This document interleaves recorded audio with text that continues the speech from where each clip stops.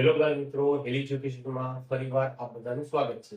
આજે આપણે ત્રિકોણની કેટલી સંખ્યા છે, આ ત્રિકોણ આપેલો છે મોટો ત્રિકોણ, આ ત્રિકોણમાં કેટલા ત્રિકોણ સમાયેલા છે તેનો શોર્ટકટ આપણે જોવાના છે।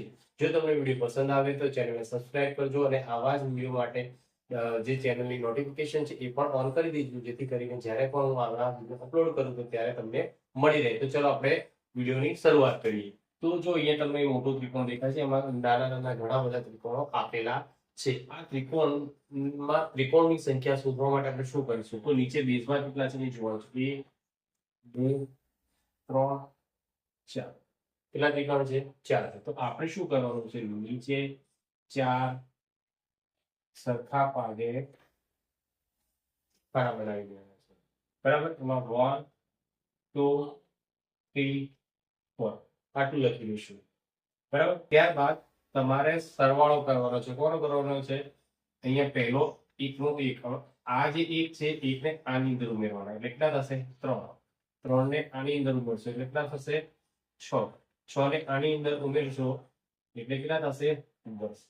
હવે આ બધાનું તમારે શું કરવાનું? ટોટલ કરવાનું, બરાબર। તો શું થશે? 3 ને 4 4 ને 6 10 10 ને 10 20।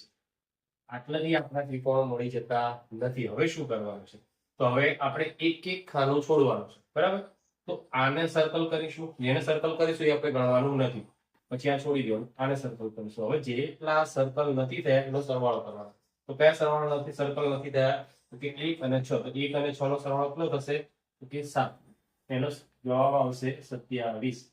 તો આ જે ત્રિકોણ છે, ત્રિકોણોની સંખ્યા કેટલી થાય? 27।